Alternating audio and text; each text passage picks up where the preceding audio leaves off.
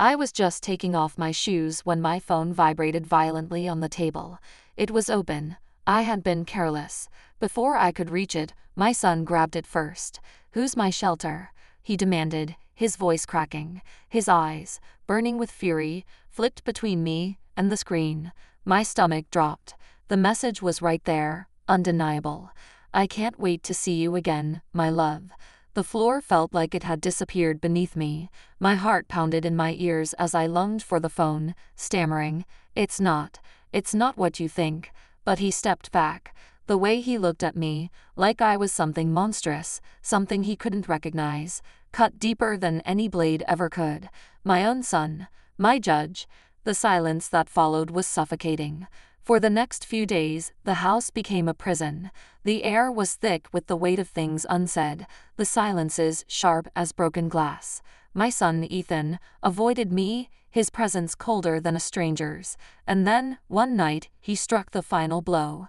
He had been searching, digging, looking for the truth I had tried so desperately to hide. And he found it. At the dinner table, he tossed a crumpled note in front of me. My heart stopped. I didn't need to read it. I already knew the words. "You are my everything, my escape from this life." His hands were shaking. "Since when, Mom?" His voice was bitter, almost spitting out the words. "What the hell did you do to Dad?" I opened my mouth, but the lies stuck in my throat. Tears burned my eyes. He didn't need an answer. He already knew. "I won't tell Dad," he said finally. His voice was calm, too calm. And somehow, that was worse than if he had screamed. "But you choose. Right now. Your damn lies or this family you're tearing apart." I couldn't breathe. His contempt, his disappointment, crushed me more than anything else ever had. And then, I broke. The truth came spilling out like poison. The name, the stolen nights, the excuses I had whispered to my husband while Ethan slept down the hall. Every word felt like another nail in my coffin. Ethan just sat there, rigid, fists clenched. When I finished, he only said 4 words. "I don't recognize you." And with that, the last piece of me shattered. I don't know if telling the truth redeems me or buries me alive, but his gaze, his cold, haunted gaze, follows me like an eternal punishment. Ethan stopped speaking to me after that night. At first, I told myself it was just temporary, that he needed time, that somehow we would find our way back. But as the days stretched into weeks, his silence became something permanent, a void that swallowed the air in our home. At the dinner table, he sat stiffly across from me, barely touching his food. When I spoke, his gaze remained locked on his plate. If I asked how his day was, he answered in single syllables, if he answered at all. The worst part, my husband Daniel noticed. "Is everything okay with you two?" he asked one evening as I cleared the dishes. I forced a smile. "Teenagers, you know how they are." He studied me for a moment, then shrugged. "Yeah, he'll grow out of it." But I knew better. Ethan wasn't just going through a phase. He was mourning something, the mother he thought he knew. And I had no idea how to fix it. At night, I barely slept. I would lie in bed beside Daniel, staring at the ceiling, listening to the slow rhythm of his breathing. He had no idea, no clue that our son was carrying a secret that could break his heart. Sometimes, I would hear Ethan moving around in his room, restless. Once, I got up and knocked on his door. "Ethan." My voice was soft, hesitant. Silence. I tried again. "Can we talk?" I heard him shift, then the quiet creak of his bedsprings as he turned away. A rejection. I pressed my forehead against the door, willing myself not to cry. "Please," I whispered. Still, nothing. I went back to my room, curled up under the blankets, and let the guilt crush me. I wanted to end it. I really did. But secrets have a way of sinking their claws into you, of pulling you back no matter how hard you fight. Liam, the man who had wrecked my life without even meaning to, kept calling. At first, I ignored him. Then came the messages. "I miss you. Talk to me. I know you're scared, but we can figure this out." I should have deleted them, blocked his number, walked away for good. Instead, one night, when I was drowning in regret and loneliness, I texted back, "I can't do this anymore." His reply came instantly. "Then meet me." One last time. I knew what I should have done, but knowing and doing are two very different things. I met him at a small motel on the outskirts of town. As soon as I stepped inside, he pulled me into his arms. For a moment, I let myself sink into the warmth, the illusion of escape. But when I pulled back, his eyes searched mine. "You're not really here, are you?" I shook my head. "It's over, Liam." He exhaled sharply, running a hand through his hair. "Because of Ethan. Because of everything." He stepped back, nodding slowly. "I never wanted to hurt you. But he had, and I had let him." I turned to leave, but before I could, a knock sounded at the door. My heart stopped. Liam frowned. "Did you tell anyone you were coming?" I shook my head. Another knock, harder this time. A voice. Not Daniel's, not Ethan's, but someone who could ruin everything. And suddenly, I realized, secrets never stay buried for long. The knock came again, louder, more insistent. I froze. Liam's face darkened. "Who the hell?" I held up a hand to silence him. My heartbeat was a war drum in my chest. I moved toward the door, each step heavier than the last. My fingers trembled as I reached for the handle. I shouldn't open it. I should turn around, run and disappear. But I didn't. I opened the door, and my world ended. Ethan stood there.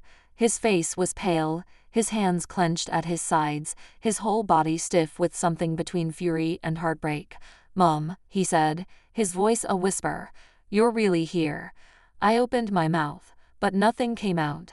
He looked past me at Liam, then back at me, and I saw it in his eyes, the last shred of hope shattering. "You said it was over." His voice was barely audible, but each word felt like a bullet. I took a step toward him.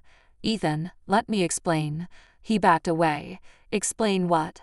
"That you lied to me again." I felt something crack inside me. "You followed me?" I asked, as if that was the real issue. His laughter was sharp and hollow. "Are you seriously mad at me right now?" He shook his head, his eyes burning. "God, I actually believed you. I thought maybe you regretted it, that maybe you wanted to fix this." He turned, starting to walk away. Panic surged through me. "Ethan, wait." But he didn't stop. And I knew. This time, I had lost him for good. When I got home that night, Ethan was locked in his room. I didn't bother knocking. I knew he wouldn't let me in. Daniel was in the living room, flipping through a newspaper, oblivious to the storm brewing under our roof. I stood there for a moment, watching him. My husband, the man I had betrayed over and over. He glanced up and smiled. "Hey, you're home late." The lump in my throat nearly choked me. "Yeah, just errands." He nodded, turning back to the paper, accepting my lie without question. And that was when I realized something terrifying. Ethan wouldn't keep my secret this time. He wouldn't have to. Because soon, Daniel was going to figure it out on his own. The next morning, Ethan wasn't at the breakfast table. "Is he still asleep?" Daniel asked, pouring himself coffee. I forced a smile. "I guess so." Lie. He was awake. I knew because I had heard him pacing his room all night. Daniel sighed. "I feel like I barely see him these days. You two okay?" My stomach twisted. "Of course. He's just busy." Lie. I was losing him, and it was my fault. I spent the day drowning in anxiety. Ethan wasn't just mad anymore. He was disgusted, and disgust could turn into confession at any moment. By the time dinner rolled around, I was a wreck. And then, he came downstairs. For the first time in days, he sat at the table with us. But the way he looked at me, it was different now. Like he wasn't just angry, like he was done. He barely touched his food. Then, suddenly, he set his fork down and looked straight at Daniel. "Dad," he said. A chill ran down my spine. Daniel glanced up. "Yeah." Ethan's eyes flickered to me for the briefest second. Then he looked back at his father. "Nothing," he muttered, pushing back his chair. "Not hungry." He walked away, leaving his plate untouched. And I knew it wasn't over. He was biding his time, waiting for the right moment, waiting to destroy me. Ethan's silence was no longer just anger. It was strategy. He didn't lash out. He didn't scream. He didn't tell Daniel. Yet. But I could feel it. The weight of his judgment followed me everywhere. Every glance, every sigh, every deliberate avoidance. It was a slow punishment, and I had no idea when it would end, or how. Then, one evening, I found him in the kitchen, staring at his phone. His jaw was clenched, his fingers hovering over the screen. I knew, deep in my bones, what he was about to do. "Ethan," I whispered. He looked up at me. His eyes were cold, unreadable. "I can't lie to him for you anymore," he said. My chest tightened. "Please, just let me fix this." "Fix it?" He let out a hollow laugh. "You can't. You don't even want to." "I do," I insisted. I don't know how." "Then I'll make it easy for you," he said, and he pressed the call button. I lunged forward, desperate, but it was too late. "Dad?" Ethan's voice was steady. "I need to tell you something." The conversation was short. Ethan didn't draw it out. He just told Daniel to come home. Now. I stood frozen as he set the phone down. "Ethan." He walked past me without a word, going upstairs, leaving me alone in the kitchen with nothing but my fear. Daniel came home 20 minutes later. The moment he walked in, I knew he already suspected something. "Sit down," Ethan told him. "You need to hear this." I opened my mouth. I wanted to explain, to control the story before it was too late. But Ethan didn't let me. He laid it all out. The messages. The nights I was gone. The motel. Everything. Daniel's face didn't change at first. Then, slowly, the realization settled in. I had seen my husband hurt before, but never like this. This wasn't anger. This wasn't even betrayal. This was devastation. He turned to me. "Tell me he's lying." I swallowed hard. "Daniel." "Tell me," he repeated, his voice breaking. But I couldn't. And that was answer enough. The house felt like a crime scene after that. Daniel barely looked at me. When he did, his eyes were empty, like I had become a stranger overnight. "Ethan." He didn't say anything else. He didn't need to. He had done what he needed to do. The rest was up to us. One night, Daniel packed a bag. I stood in the doorway as he zipped it shut. "Please," I whispered. "Don't do this." He exhaled, rubbing his face. "You did this." And then, without another word, he walked out. I expected Ethan to follow him. But he didn't. Instead, he turned to me. "You got what you wanted, right?" Tears blurred my vision. "Ethan, I never wanted this." He shook his head. "Then why did you do it?" I had no answer.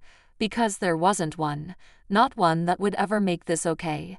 And that was the moment I realized, some mistakes don't just break things. Some mistakes ruin everything. Forever. Weeks passed.